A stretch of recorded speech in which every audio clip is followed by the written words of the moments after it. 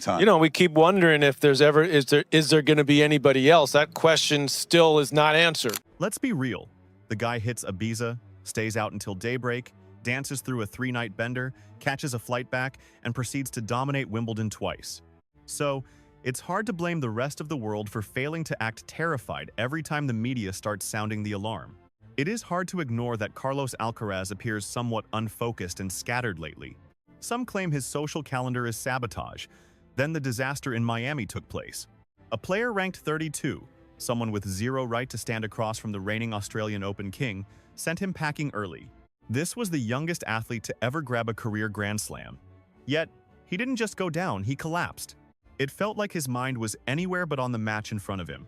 During the struggle, he shouted to his coaches that he just wanted to quit and go home, a moment caught on tape for every analyst to tear apart. That was the exact moment Greg Rusedski, the former top British pro and analyst, decided to weigh in.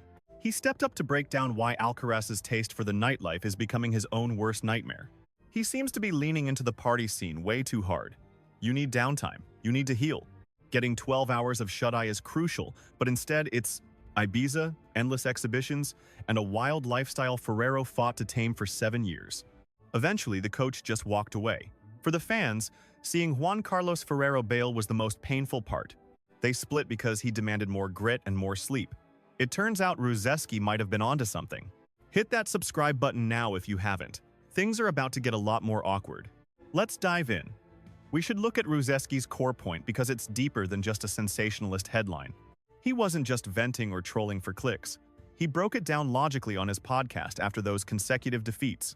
Following the upsets at Indian Wells and Miami, he laid out a very specific, evidence-based argument. Look, you have plenty of money, so find a window to disappear and have some fun without trashing your body. His issue isn't that the kid likes to party. It's that Alcaraz hasn't figured out how to draw a boundary. He has to strike that sweet spot between blowing off steam and actually sabotaging his physical longevity. In a world where the gap between being number one and losing to the 32nd seed is tiny, that boundary is everything. That line is more vital than people want to confess. The one word Rusedski kept hammering home was equilibrium. Not the robotic discipline of Djokovic, not living like a monk, but just finding a sustainable middle ground. He specifically pointed to the exhibition circuit as something that needs a serious trim. Alcaraz signs up for more side gigs than anyone at the top. Jannik Sinner, meanwhile, keeps his calendar surgically precise. Sinner guards his rest periods like gold. That comparison is going to keep popping up for a reason. Keep that in mind. Rusedski also highlighted a detail that many news outlets completely overlooked.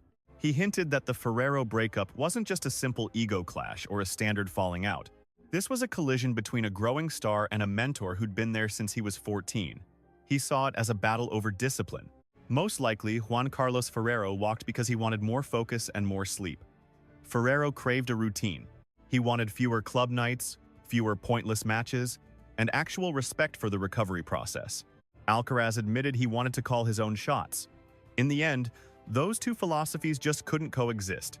Now, here is where the narrative shifts from uncomfortable to truly fascinating. Alcaraz has been totally open about this.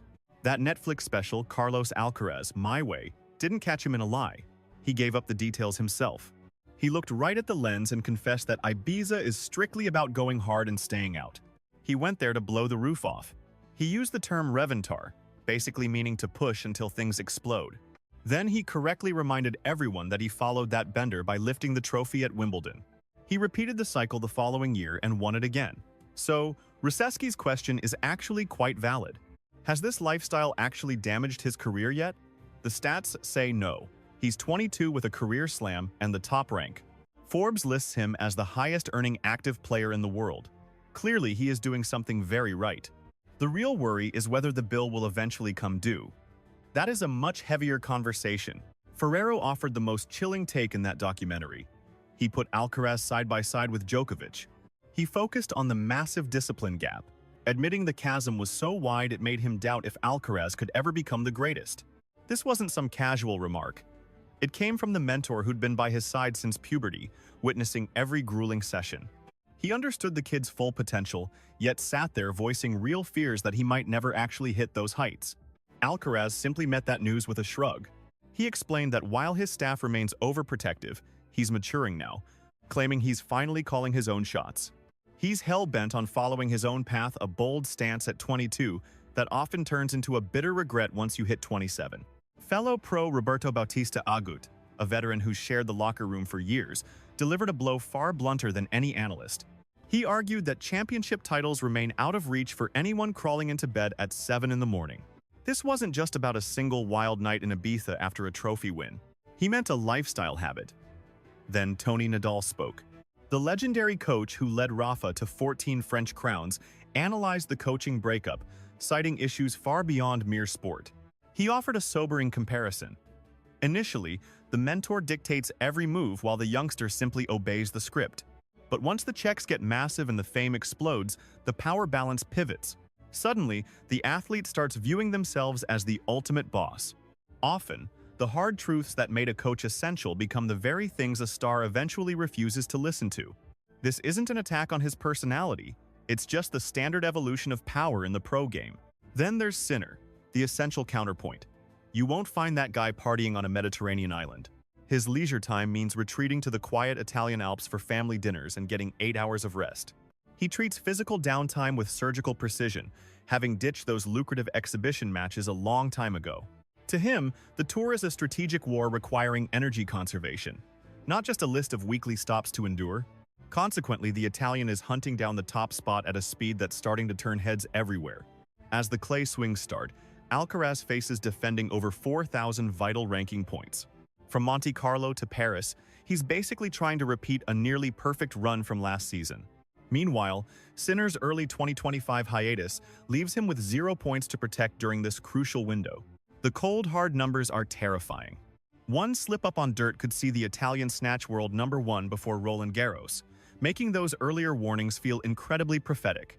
There is absolutely no margin for error left for the young Spaniard right now.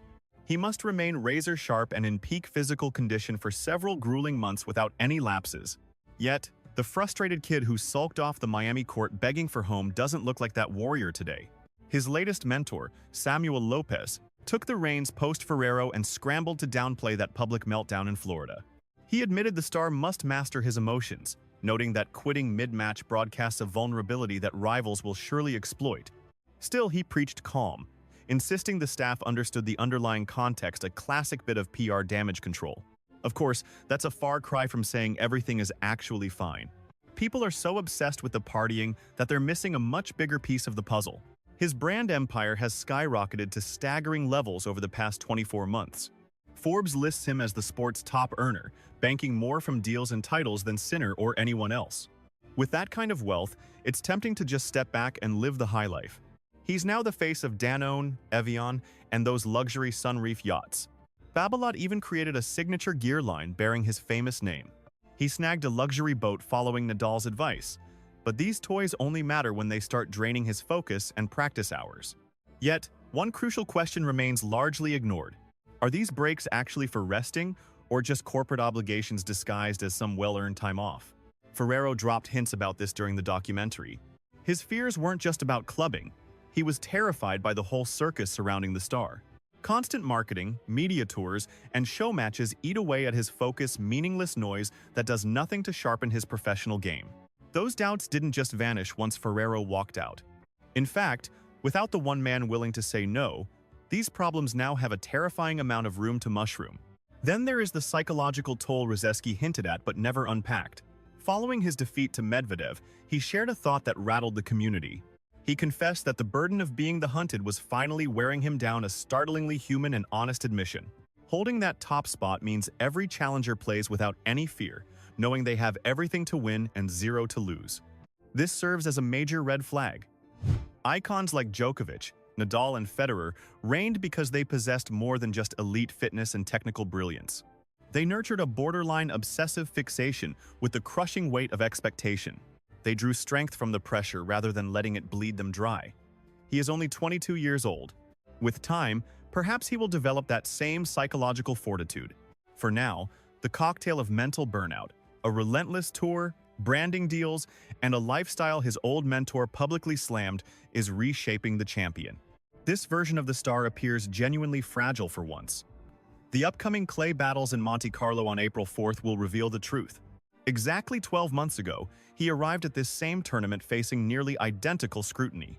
After crashing out in America, he silenced the doubters with a ruthless championship run that carried him straight through the French Open. So, he clearly has the mental roadmap for a total recovery. However, back then, Ferrero was his anchor. The disciplined foundation remained firm. Those rigid boundaries, despite his frustration, protected him. This season, he lacks that familiar guidance while a commercial empire screams for his constant presence. He also faces a recharged Sinner, a clinical, rested rival who has almost no points to defend in the coming months. Rusedski isn't calling it quits on his career or demanding he never visit Ibiza for a party again. Stripping away the flashy headlines reveals his true message. The internal balance has tilted in a very worrying and problematic direction. The figures who could fix this are gone, or they are still trying to find their voice in a leaderless camp. This isn't just clickbait. It is the honest reality. The stinging truth is actually found in a defense Djokovic gave, inadvertently backing Rusedski's argument while trying to help the young star. He claimed that his vacation habits clearly work because he usually dominates both before and after his trips. The word usually is the problem here, because Miami proved that his dominance is no longer a guaranteed certainty.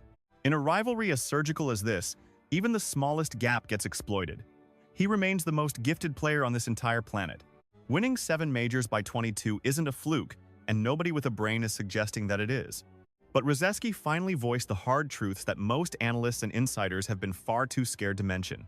He connected the dots between the partying, the travel, the coaching change, and the losses, putting them all into a single context. Watching him try to prove the world wrong on the red clay of Europe is the most gripping narrative in tennis. This has very little to do with how hard he hits a forehand. It is about what happens in the shadows, during the quiet hours when the media cameras aren't documenting his life. That is precisely why an expert finally felt the need to break it down. For those who value these deep dives, subscribing to the channel ensures this level of analysis continues. Support the channel by subscribing.